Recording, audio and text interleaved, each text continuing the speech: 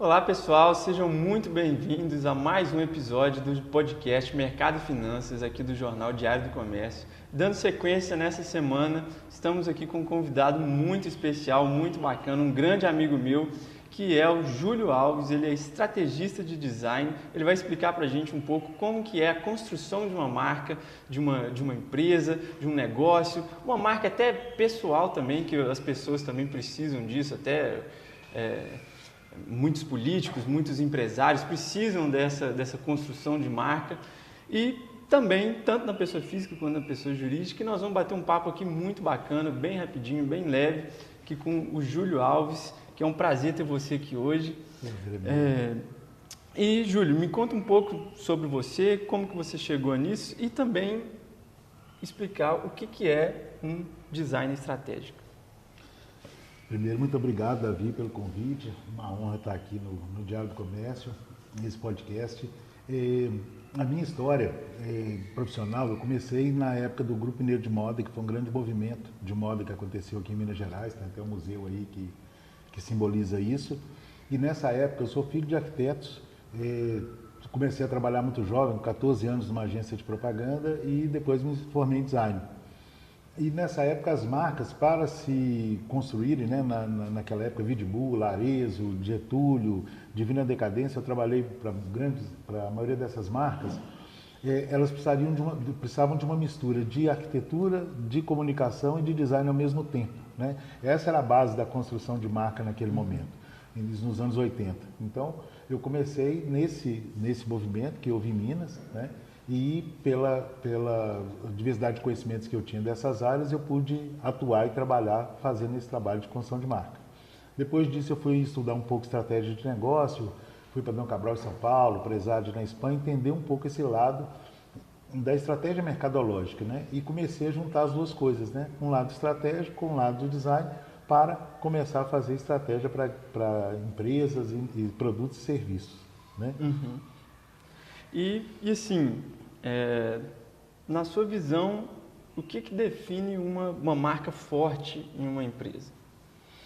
Então, a marca, o que realmente é uma marca? As pessoas, às vezes, eu acho que não têm a clareza deste aspecto seguinte. Existe logomarca, né, que é um desenho, que é um símbolo de uma empresa, mas o principal de uma marca é a relação que se constrói entre produtos, entre um negócio, uma empresa e as pessoas.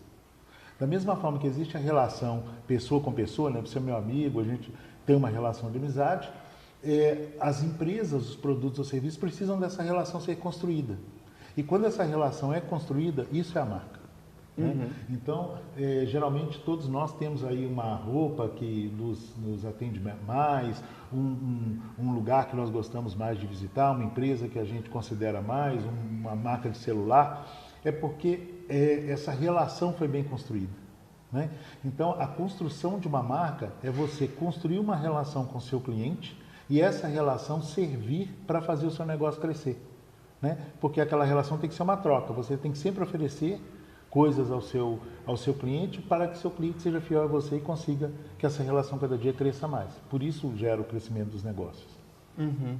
Então, a construção de uma marca ela vai muito além, né, do que só a identidade visual ali que é criada. Né? Até, por exemplo, o próprio jornal aqui, Diário do Comércio, passou por uma reformulação de identidade visual, mas a marca é uma marca que vem sendo construída assim, né, desde 1930. Sim. Que tem um propósito ali de gerar negócios, né? A identidade visual ela apenas comunica ali o que é simboliza a marca em si, o propósito em si. Né? Isso de fato é muito bacana. E assim, quais são os desafios mais comuns assim que os empresários podem ter quando vão criar essa marca? Então, essa é uma questão, você usou o exemplo aí do Diário do Comércio, é exatamente isso. Se você tem uma marca, um desenho, um logotipo, ele precisa simbolizar esse propósito do Diário do Comércio. E ele precisa ser compreendido pelo cliente do Diário do Comércio. Né? Então essa marca, ela tem um papel, logomarca, ela tem um papel, fazer essa relação se comunicar melhor. Como o espaço também tem esse papel, como a forma que ele se comunica também tem esse papel, como as pessoas que trabalham nele também tem esse papel. Então, tudo isso tem que ser construído para que essa relação entre o cliente do Diário do Comércio e a empresa de Diário do Comércio cada vez se sintam mais próximas. Então, quais são os desafios dentro da sua pergunta? Os desafios é que a maioria das vezes a pessoa não tem um projeto disso. E como ela não tem um projeto, ela às vezes busca uma logomarca. Mas a mudança de uma logomarca não quer dizer que você vai construir a relação. Ou ela busca uma publicidade, ou fazer uma propaganda de alguma coisa. Não quer dizer que aquela propaganda vai atender esse propósito. Então, o principal é você construir uma estratégia, um plano e botar todas essas ferramentas a serviço desse plano. Né? Então, a logomarca, por exemplo, se o Diário do Comércio conversa com pessoas muito jovens, digitais, a marca do design teria que transmitir essa jovialidade, essa questão mais técnica, mais digital. Se o Diário do Comércio, o cliente dele é mais um executivo, a marca tem que conversar mais com esse executivo. Mas isso tudo tem que estar num plano. Entendeu? Então, as maiores dificuldades é que as pessoas contratam os serviços separadamente e muitas vezes uma coisa não conversa com a outra. Às vezes, algumas empresas acham que o propósito dela é apenas vender chocolate, mas, na verdade, quando começa as vendas, de fato, você vê que o que o público está consumindo ali não é o chocolate em si, mas é um presente, né, que ele está dando para uma pessoa especial, alguma coisa nesse sentido. Então, a pergunta é, quando que a empresa deve começar? Tem um timing certo para isso? Não, time não. A verdade, ela deve começar do mesmo jeito. Quando você abre um negócio, né? Se você for abrir uma loja de chocolate, como você acabou de dar o exemplo, geralmente você pensa no estoque, você pensa no preço, você pensa no local onde você vai abrir sua loja e etc. Todas as pessoas que você vai contratar, tudo isso é muito importante, mas é importante desde aquele momento você entender uma fórmulazinha muito simples, entender qual é o seu verdadeiro diferencial e qual é o público que combina com aquele seu diferencial. Porque chocolate, você pode ter 200 lojas, cada uma do seu tipo. Só que se eu abrir uma loja de chocolate e você abrir uma loja de chocolate, pode ser que as minhas características pessoal, por exemplo, eu posso ser uma pessoa que gosta muito do detalhe, da fórmula, do sabor, etc. Então, eu sou uma pessoa muito pro lado gourmet do chocolate. Você pode ser uma pessoa que é muito vendedor ou quer mais fazer promoções, etc. Você tem uma essência mais de preço, de venda. Primeiro, a gente tem que identificar essa essência nossa. E a partir dessa essência, você tem que ver qual é o público que vai consumir o chocolate por esse ângulo do preço, ou por esse ângulo do gourmet, né? do especialista. Então, a primeira coisa que você tem que pensar é qual é a sua principal característica, qual é a característica do seu público, e a partir dali começar a construir sua marca. Mesmo você não contrata design, não contrata nada, mas você já vai construindo o seu negócio a partir disso. Né? Você usou o exemplo de chocolate. Eu uso algumas palestras, um exemplo, às vezes eu faço palestra para 100, 200, 300 pessoas e pergunto assim, que eu tenho uma amiga que ganhou neném no hospital e que eu vou sair daquela palestra e passar numa loja para comprar um chocolate para levar para ela. Se eles poderiam me indicar um lugar para mim, uma empresa para comprar esse chocolate. Aí eu pergunto logo depois assim, quem pensou aqui em Garoto? Quem pensou em Lacta? Quem pensou em Nestlé? Ninguém levanta a mão. Quando eu pergunto quem pensou em Copenhague, a maioria levanta a mão. Aí eu pergunto assim, qual foi a última vez que você viu uma propaganda da Copenhague? E muitos não se lembram. Então, o fato não é que a pessoa lembra da Copenhague porque estão falando aqui na cabeça dele o tempo inteiro, mas é porque a Copenhague, desde o início, se construiu toda para indicar que ela é um presente.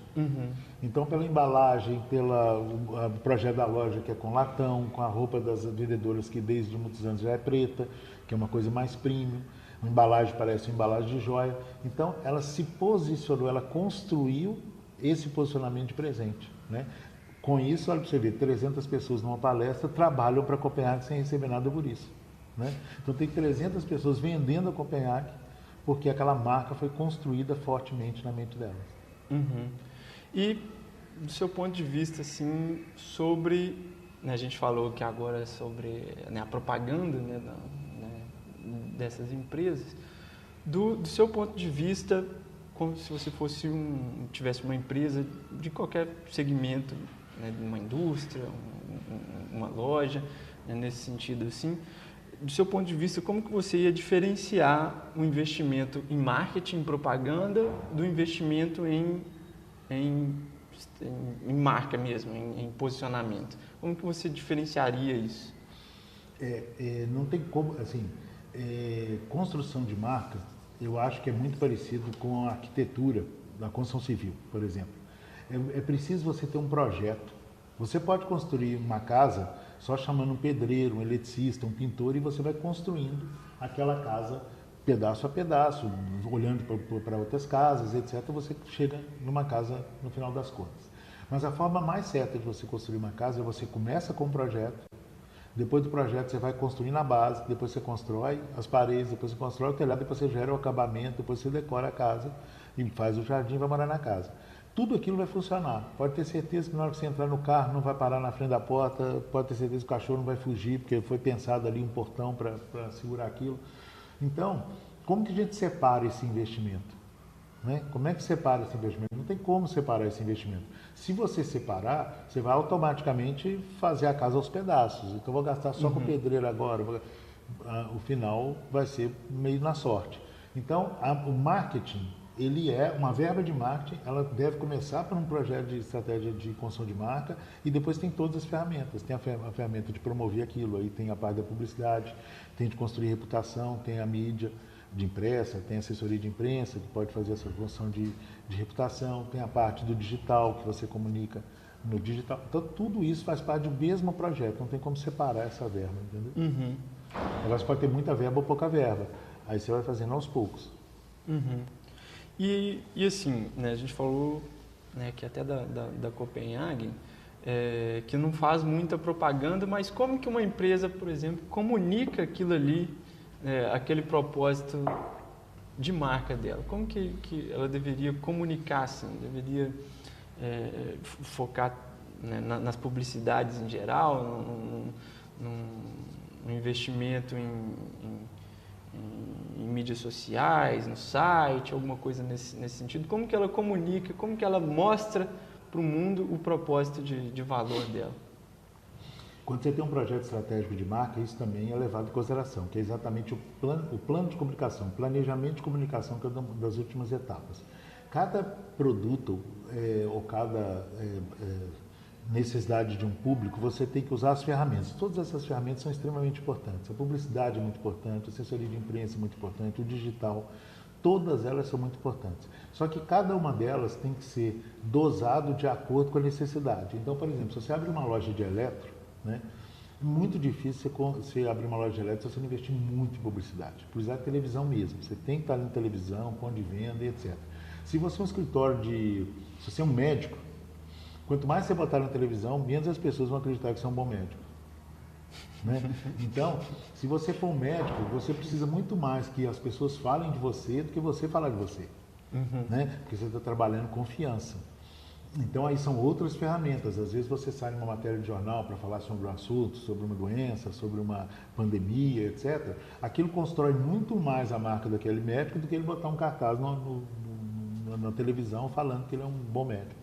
Então, cada necessidade de comunicação, cada público necessita de um planejamento de comunicação que vem de uma estratégia de marca anterior. Então, a Rolex, ela se coloca no Fórmula 1 para mostrar precisão na medição de horas. Ela se coloca naquelas torneio hípico, né, de cavalo, de hipismo, porque ali tem umas pessoas mais ricas, as pessoas, né, os sheiks, etc. Então, assim, ela se coloca ali por estar falando com o público dela naquele ambiente. No outro, ela fala sobre precisão e eficiência. Então, todo um planejamento, mas não está na televisão. A Rolex não vai para a televisão. Né? Já outras empresas têm que ficar na televisão o dia todo ou em outras mídias. Isso, né, para quem não me conhece, eu sou advogado também, e isso eu acho que também é uma decisão muito acertada da OAB no sentido de proibir a publicidade assim, ostensiva né, dos escritórios, dos advogados, assim, você não, que é ao contrário, por exemplo, do que é nos Estados Unidos, que você passar numa rodovia, você vai ver lá um outdoor enorme de advogado. Um a cada 200 metros tem um outdoor de advogado lá falando, você bateu o carro, chame o advogado 0800, não sei o quê. Então, isso eu vejo assim, uma decisão muito acertada da OAB nesse sentido de proibir essa publicidade ostensiva, mas que também, né, permite ali essa comunicação participando de uma palestra, participando de um evento, aparição em um jornal, fazendo um comentário, escrevendo uma coluna, uma coisa nesse sentido.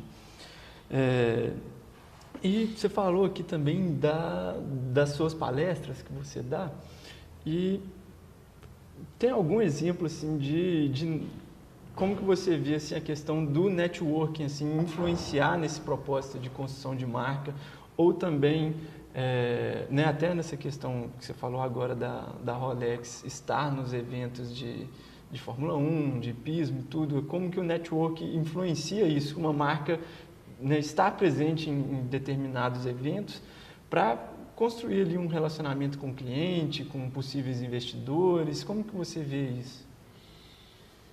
O network também é uma das ferramentas de construção de marca, né? Ou de construção de valor para as empresas. E é o primeiro da humanidade, né? Antes da mídia existiu o network de uma certa forma, e ele é pouco difundido, mas tem empresas que sabem utilizar isso muito bem. Então, por exemplo, ontem eu estive com um grande advogado até em Brasília, no escritório dele, um advogado da área de empresas, que me convidaram para visitá-lo lá e a gente falar um pouco sobre essas questões de marca. Nessa conversa que eu estava tendo com ele, você vê, é uma pessoa com uma experiência gigante, um professor internacional nessa área, etc., uma pessoa muito rica de informação, e se eu não estivesse pessoalmente com ele, 99% daquilo que eu aprendi ontem, troquei com ele e conseguimos nos aproximar, se perderia. Por mais que eu tivesse chegado a ele pelo LinkedIn, ou que eu tivesse chegado a ele por algum outro tipo de informação, o contato pessoal é muito rico.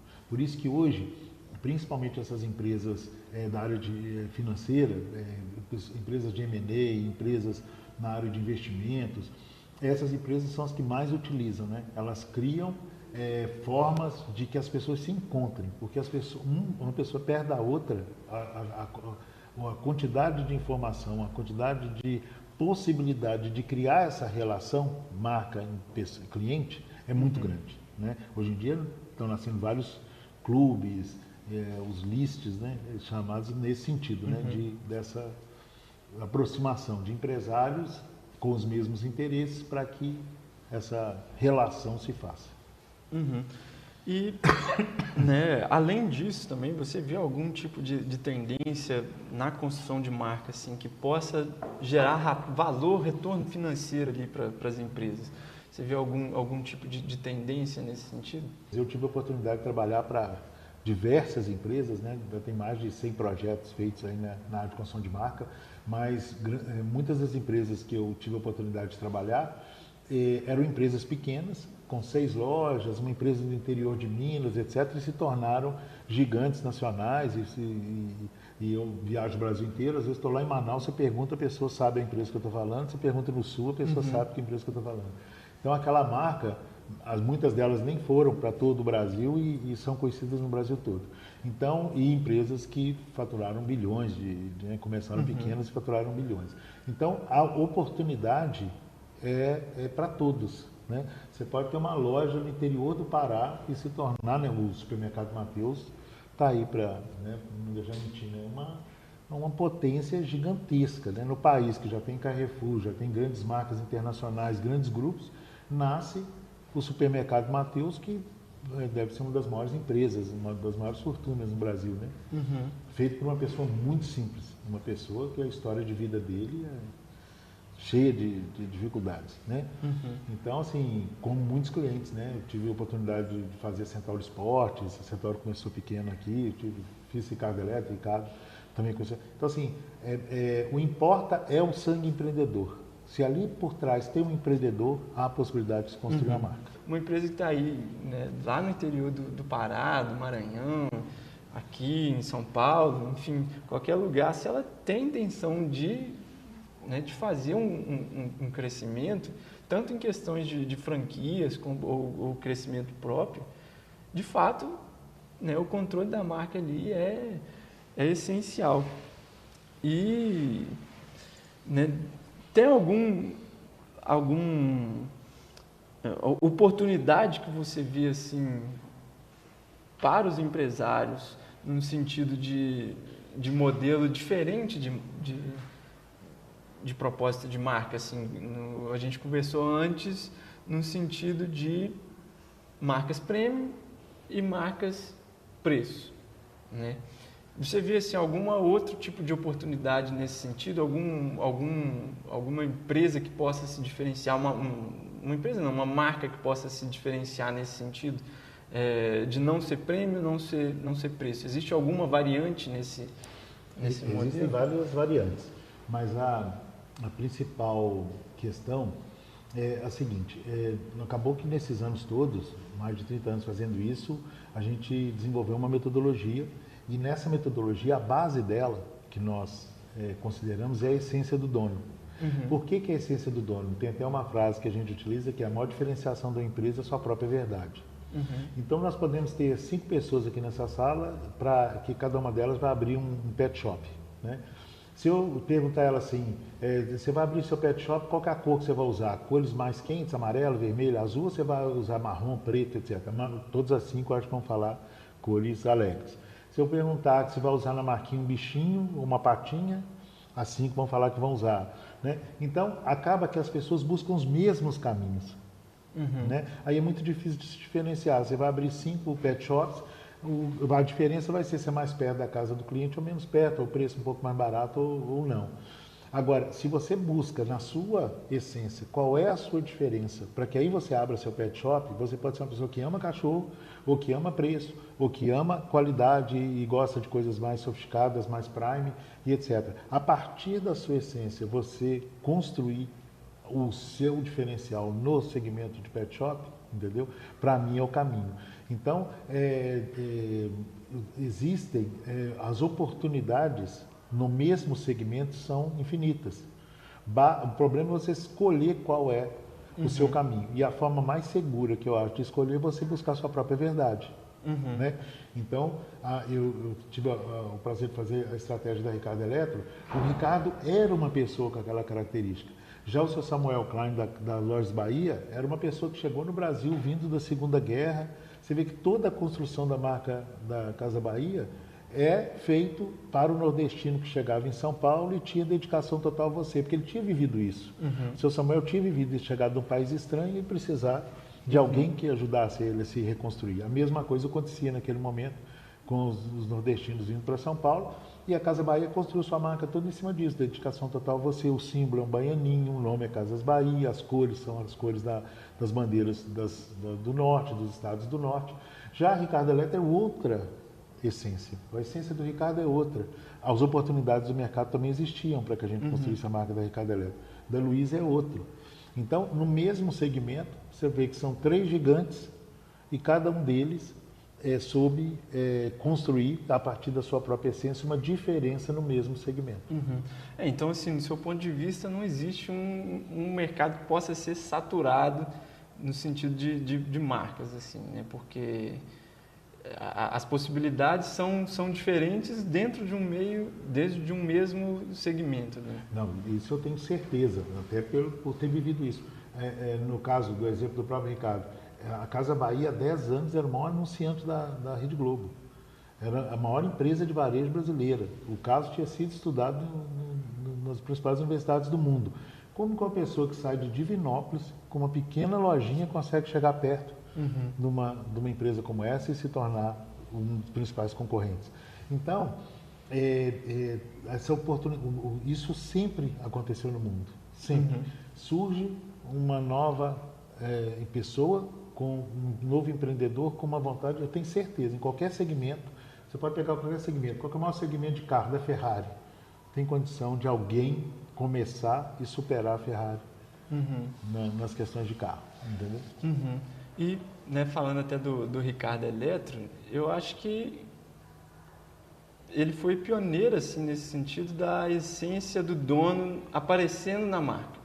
Né? Porque o Ricardo ele era o cara que aparecia ali na propaganda, ele mesmo aparecia na propaganda, falava tudo. Hoje a gente tem o dono da Havan aparecendo muito, o Luciano aparecendo muito nas propagandas da Havan.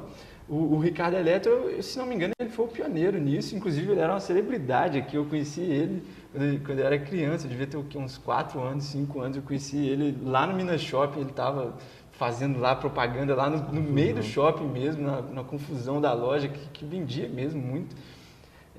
E eu acabei conhecendo o Ricardo Eletro quando eu tinha 4 anos, 5 anos. Eu vi ele pessoalmente assim lá. Então, assim, eu acho que ele foi pioneiro nesse sentido de colocar a cara mesmo ali na empresa. E você acha que isso hoje faz diferença? Eu vejo que hoje é de fato uma tendência, acredito eu que ele tenha sido um dos pioneiros nisso, mas você acha que hoje isso faz diferença? Não só a essência do dono, né, que o dono estar perto da marca, mas ele colocar a cara mesmo, de criar ali uma conexão com as pessoas. Hoje também na CIMED tem o João Adib, que aparece muito na marca. Super exemplo. Mas você acha que isso faz diferença mesmo? Tem algum tipo de empresa que não cabe nesse sentido de aparecer? Ou você acha que faz sentido para todas as empresas? Assim? Não, com certeza não faz sentido para todas as empresas e não é uma questão de época. É uma questão exatamente dessa oportunidade latente do segmento e da essência do dono. Então, por exemplo, você vê o Elon Musk mesmo. Por que uma pessoa com empresas daquele tamanho, né, empresa espacial, né, precisa a pessoa estar como centro da questão, né? Isso tem a ver com a necessidade do povo americano hoje. O povo americano está sem os seus símbolos de pessoas, né, que é uma coisa da cultura americana, né? Então, você vê que mesmo ele podendo falar muito mais da Tesla, da SpaceX, etc., fala-se muito mais de Elon Musk que das empresas. Quando eu fiz um estudo uma vez com a PS2P, que hoje minha sócia até a Fernanda, ela é dona de uma empresa de pesquisa, um observatório, e ela fez um estudo uma vez sobre países. E aí tinha uma questão lá assim, ninguém lembrava o nome, no Japão, por exemplo, você não lembra o nome de um samurai, você não lembra o nome de um kamikaze, poucas pessoas lembram o nome de um empresário japonês, mas todo mundo lembra de grandes empresas japonesas, Sony, né? Tudo isso, todo mundo lembra. O Japão é sempre o conjunto. É a Sony, não é o Akio Morita, que é o fundador da Sony, né? Nos Estados Unidos é o Henry Ford. Verdade. Então, os Estados Unidos, o Japão é sempre a força do conjunto. Os Estados Unidos é o herói, presidente, é o dono da marca. Então, na cultura americana existe essa necessidade. E essa necessidade, então, existia. Estava faltando um empresário americano que fosse para esse lugar do Steve Jobs, né? E aí vem o Elon Musk ocupando esse lugar. Já o Brasil tem outras características, né? Nós fizemos a estratégia do Galo, né? Do Atlético Mineiro. E aí a gente estudou muito de novo isso, né? Para entender por que times como Corinthians, Atlético Mineiro e etc. tem um público muito maior, né? Tem uma quantidade de torcedores muito maior. Por que isso? Qual é a característica do país que embasa isso? Então é isso que eu estou te falando. Você tem que estudar qual é o seu cliente, qual é a sua essência para construir a sua marca. Isso serve em time de futebol, como serve no Ricardo Eletro, como serve no Elon Musk. Isso de fato realmente faz muito sentido, né? Tanto o Steve Jobs, o Elon Musk, né? Eu vejo até agora que talvez tenha ficado um pouco sumido, assim, né? O último herói, assim, antes do Elon Musk, eu acho que foi tanto o Steve Jobs quanto o Bill Gates, né, da Microsoft. Aí ficou um pouco sumido, né? Não teve um personagem forte assim numa empresa. E aí depois apareceu o Elon Musk fazendo, né, tudo isso que ele está fazendo. E eu vejo também outros CEOs agora tentando entrar nessa onda. O próprio Mark Zuckerberg do Facebook, ele fez até uma mudança de perfil mesmo, pessoal, né, para se mostrar, né, mais jovem, mais em contato com o público, para gerar ali mais vendas ali para a Meta, que estava ficando um pouco de lado, assim, né, perdendo espaço para o TikTok, para outras redes sociais, e aí com isso ele acabou trazendo um pouco de volta para o holofote. E, né, nesse ponto de vista, assim, você vê que no Brasil isso seria essencial para fazer uma construção de uma marca que seja lembrada na história, porque no Brasil nós não temos muitas marcas assim centenárias que são, né, lembradas ao longo do tempo, né? Na Europa, nos Estados Unidos, tem centenas de marcas, né? A própria Porsche, Mercedes, a Ford, enfim, são marcas aí que tem ali, beira ali os 100 anos, e no Brasil são pouquíssimas empresas assim, de fato, com mais de 100 anos. Talvez existam mais marcas assim que são lembradas, são pouquíssimas, assim. Eu particularmente não me recordo de alguma que tenha, alguma marca em si que tenha mais de 100 anos assim de existência.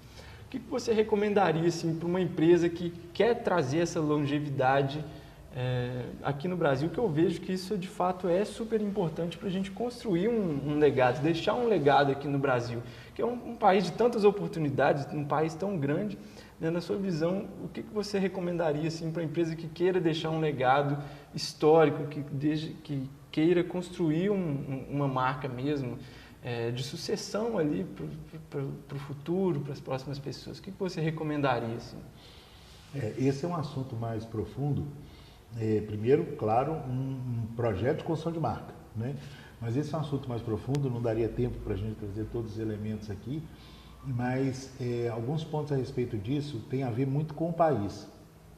Esses estudos que nós fizemos sobre cada um dos países, o que move cada um dos países e por que isso acontece, demonstrou muitas questões. No Brasil, nós temos uma questão que, por isso é tão importante o papel aqui do Diário do Comércio, que o empreendedorismo, eu não conheço país que as pessoas já nasçam empreendedores como nascem no Brasil. E eu acho que nasce empreendedor pela dificuldade, né? Você tem qualquer menino aí de 16 anos numa comunidade está começando a vender alguma coisa, fazer um carrinho de pipoca, não sei o que, todo mundo quer crescer, todo mundo quer vencer, todo mundo quer, né? Então assim, um número de empreendedores raiz, né? Esse empreendedor que vem do nada no Brasil, os maiores casos vêm disso, né? São pessoas que vieram do nada e viraram grandes potências aí no país. Essa característica, então, é um país riquíssimo em empreendedorismo, riquíssimo em oportunidades, mas o ambiente não é propício a isso. Então, no Brasil, nós não competimos. Os Estados Unidos ele compete com o mundo, não com o americano. O brasileiro compete com o brasileiro. Então, eu quero, se a empresa tal não é minha, eu não estou torcendo para que ela faça, cresça e seja um símbolo nosso de relógios, por exemplo, que nem a Rolex. Eu quero que a minha marca de relógio seja maior que aquela. E depois, se aquela lá que está crescendo, virando Rolex, quebrar, ótimo. E toda a situação do país trabalha para isso, né? Então, as questões, o próprio governo, as próprias questões. Então, você geralmente tem um pouco estímulo a essa perpetuação dos negócios, perpetuação do crescimento, construção de um crescimento. Na própria política acontece, nenhum prefeito assume, desmonta o que o outro fez. Não há um interesse de, não, vamos construir Minas Gerais para ser o estado mais forte da União, vamos construir Belo Horizonte, a melhor cidade para se viver. O próximo prefeito, o prefeito anterior e o próximo do próximo só pensarão naquele momento dele. Isso acontece nas empresas, acontece nos negócios, acontece nas próprias famílias, né, em certos aspectos. Então, assim, é uma questão cultural que, quando você estuda a fundo, você vê por que quando Portugal, o rei veio para o Brasil, o que aconteceu. Então, tem várias coisas que motivaram isso, diferente dos Estados Unidos, diferente de muitos países na Europa. Isso de fato faz todo sentido. Aqui no Brasil, né, no ambiente político, assim, de fato, não há uma continuidade, né, depois dos 4 anos, é sempre muito imediatista, e não há ali um planejamento, uma longevidade de um esforço coletivo, um projeto de país, um projeto coletivo. E isso, né, não pode se refletir nas empresas, né? As empresas têm que ter ali uma longevidade, né? Gerar negócio, gerar oportunidade de trabalho para outras pessoas, né, para as próximas gerações, isso tudo, de fato, é muito importante. E, assim, para a gente finalizar aqui, né, tem algum conselho que você daria para algum jovem, alguém que quer tanto entrar, né, nesse mercado de ser designer estratégico, nossa, eu gostaria de trabalhar com isso, quanto também um recado final também para os jovens que querem abrir uma empresa, abrir um próprio negócio. Um último conselho assim, que você daria para esses 2 jovens? Sobre construção de marca, eu acho que nós temos um país repleto de criativos e profissionais de qualidade assim mundial, né? O Brasil é premiado em toda a parte que tem a ver com criatividade, com pensamento brasileiro, tira de letra, né? Do futebol à publicidade, né? Tudo isso. Você fala que o brasileiro já nasce formado em marketing, de tanta criatividade. De tanta criatividade. Então, assim, nós temos infinitas possibilidades e talentos aí para isso. Para focar no estratégico, é a gente começar a tirar isso só da ideia em si e focar mais na estruturação antes da ideia. Uhum. É muito importante a gente deixar de ser só bom numa marca, num design de marca, mas ser bom também no pensar as dificuldades daquela empresa antes daquela marca. Uhum. Né? Então, ou da marca, da publicidade, ou do digital, ou de tudo que vale nesse sentido. Então, eu acho que nós temos muita capacidade, em Minas Gerais principalmente, são os profissionais assim reconhecidos no mercado de São Paulo, no Rio, todo o mercado nacional. Então, cada vez mais eu acho que esse pensamento estratégico deve crescer. E sobre o empreendedor, o jovem empreendedor, acredita porque eu não conheço país com mais oportunidades. Eu morei na Itália, estudei na Itália um tempo, e eu ficava olhando lá na Itália falando assim, nunca vou conseguir abrir uma consultora aqui. Se eu quisesse abrir uma construtora, nunca. As construtoras tem 500 anos, tem não sei o que, eu nunca vou conseguir abrir uma empresa de moda. A empresa de moda aqui já tem mais de 1000 anos. Então, no Brasil não. No Brasil, se abrir uma consultora hoje, se eu falar que daqui a 5 anos você é a maior consultora do Brasil, é possível. Se você abrir hoje uma loja, se abrir hoje um restaurante, então uma marca de vinho, qualquer coisa. Então, assim, as oportunidades que ainda existem no Brasil não existem em grande parte dos países. Então, aproveita e empreenda, porque vale a pena. Vai ter horas que vai dar certo, vai dar errado, tudo. E é assim que forma o bom empresário, né? É quebrando mesmo, é apanhando mesmo, é dando errado mesmo, né? E essa perseverança é que mantém. Tem que ir para cima mesmo, senão se ficar só no sonho para sempre, nunca vai sair do papel, né? Mas então é isso, pessoal, foi um prazer ter você aqui hoje, Júlio, foi uma conversa assim, muito bacana, espero que tenha gerado muitos insights para todos os empresários. Então é isso, pessoal, sejam muito obrigados e acompanhem nossos próximos episódios, hein? Abraço!